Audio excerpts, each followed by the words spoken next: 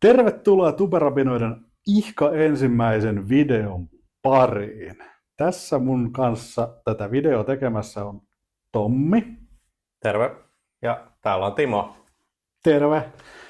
Eli nämä kaksi lärviä pyörii tässä ja tehdään mitä vaan, missä vaan on aiheena, eli ei mitään selvää aihetta. Ja tänään meillä on uutiskatsaus. Ja mitäs meillä löytyy ensimmäisenä uutisena täältä meidän suuresta papyruksesta? Katsotaan. Uusi presidentti. Uusi presidentti. Suomi sai siis eilen perjantaina 1.3. uuden presidentin. Ja mikä tärkeintä tässä koko proseduurissa oli se, että presidentti vaihtui pilvisessä, mutta poutaisessa +2-asteisessa säässä. Tärkeä asia, koska mikään muu ei ole niin tärkeää kuin se, millaisessa säässä presidentti vaihtui.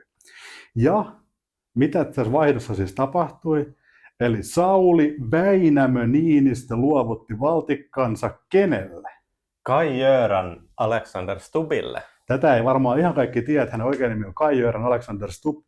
Mutta tästä kaikesta huolimatta ja poutaisesta +2 säästä huolimatta Stubb jatkaa yhä Suomen presidenttinä. Kyllä. Ja sitten mennään seuraavaan aiheeseen. No sieltähän löytyi kaikki aikojen Lintilän WhatsApp. Kyllä, eli Mika Lintilän WhatsApp-kohu. Pitkään jatkunut kohu. Aivan käsittämätön sekoilu. Alkoi noin vuosi sitten ja päättyi viime viikolla kohkö. Tutkinta saatiin päätökseen. Kyllä. Vihdoin ja viimein. Kyllä. Ja mitä tapahtui? Lintilä lähetti meemin väärään ryhmään tai oikeaan ryhmään. Meemi, mitä ehkä ei olisi pitänyt lähettää sinne ryhmään tai itse asiassa yhtään mihinkään, jos hän nyt ministeripostiin ilmeisesti silloin kantoi. Niin mihinkään ryhmään ei lähetellä mitään meemejä sillä, ainakaan semmoisia, että se voisi joskus tulla julki. Ja miten tämä kaikki meni? Eli Lintilä lähetti meemin, jonka jälkeen asia tuli myöhemmin selville, ja Lintilä sanoi, että hänen tilinsä kaapattiin. Mitäs tässä meemissä olikaan? No, Siinä oli Sanna Marin ja Matias Mäky. Joo, Viiksi Matias viimeisen päällä. Ei ollut Ville Ilmari mahtunut siihen samaan settiin, mutta olisi voinut. Joo, eli tässä oli yleistä vittuilua siitä, että Marinin ja Olavi Uusivirran jutut ja sitten Mäkysen vieraiskäynti kulukorvauksiin. Ihan hauska meemi, ei mikään älyttömän hauska. Oikeasti sellainen, että se olisi viimeisen päällä hyvä. Mutta ja Lintilähän oli jossain viini-illassa. Fortumin jossain viini-illassa. Joo, niin oli. Joo, tai oliko se viini-ilta vai mikä tahansa, niin, mutta kuitenkin. Eli vanha tuttu alkolukko siihen laitteeseen, ettei tapahdu mitään. Varsinkin tällaisen ministeritasolla tässä nyt allekirjoittaneet voi sekoilla mitä tykkää, mutta kuitenkin. Eli Erik Lintilä sanoi, että tili kaapattiin ja asia tullaan selvittämään. No okei, mitä tapahtui? Seuraava meni 2-3 päivää, niin Lintilä sanoi, että tili ei kaapattu. Okei. Kaapattiin, ei kaapattu. Niin vanha tuttu Kai Kunnaksen paitsio, ei paitsio, paitsio, ei paitsio. Voisi ja flappitaulun piirtää tämän. Eli nyt ollaan siinä vaiheessa, että tili ei kaapattu. Okei, hyvä Mika, hyvä Suomi. Ja sitten Lintilä oli, nyt kun ne on tullut ilmi nämä asiat, niin Lintilä kertoi, että millainen tämä juttu, tai siis sieltä selvisi, että mitkä nämä keskustelut oli.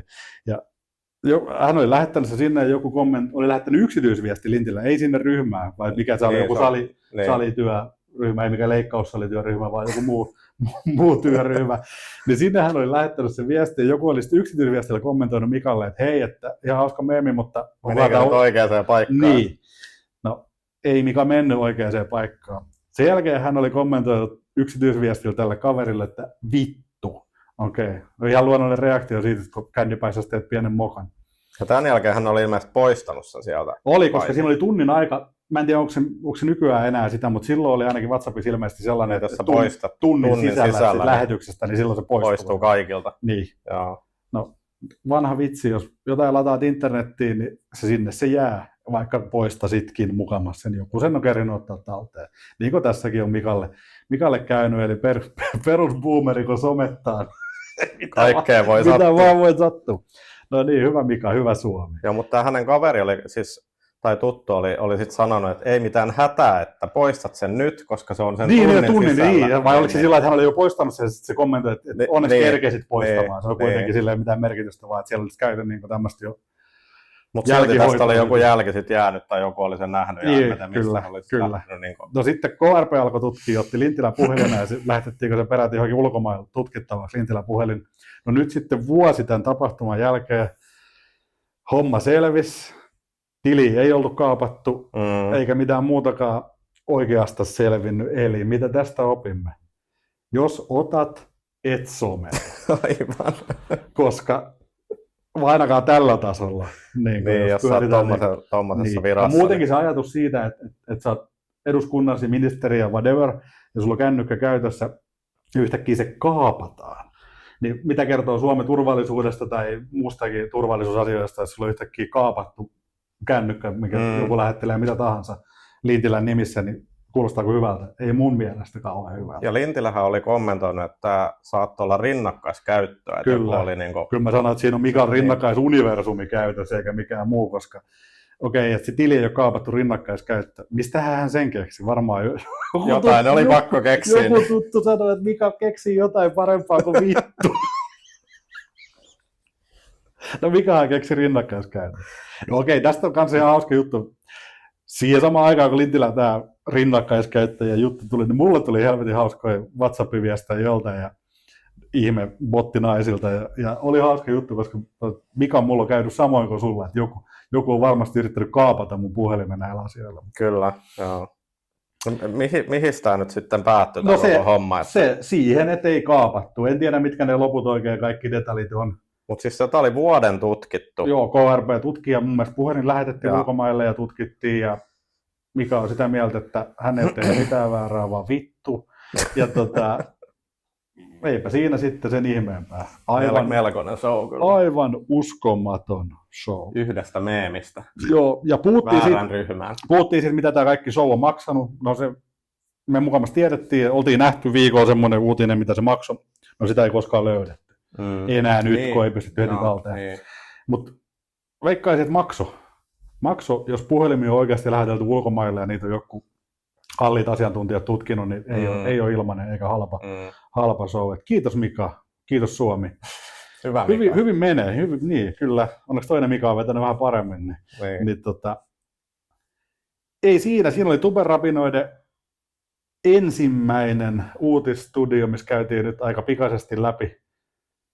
Pari kuumaa aihetta. Todella kuumaa aihe, tai +2 onko kuuma aihe. No joo.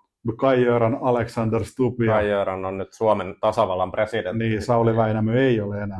Mika-keissi on ratkennut. Niin on. En tiedä mikä siinä on ratkennut, koska ainakin tullut päätöksen omalta. Korski narahtanut auki, mutta siinä oli tällä kertaa kaikki superrapinat ja rapistellaan ensi kerralla jotain muuta. Se on moro.